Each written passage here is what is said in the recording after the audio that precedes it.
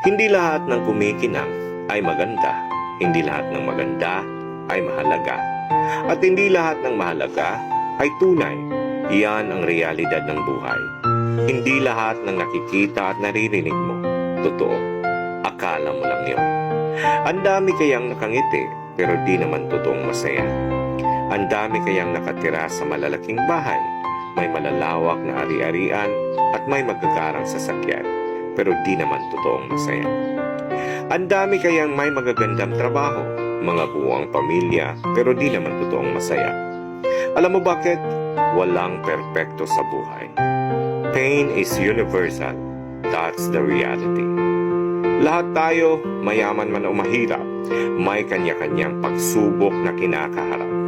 Mga problemang pilit nating itinatago sa isang magandang ngiti para di malaman ng iba.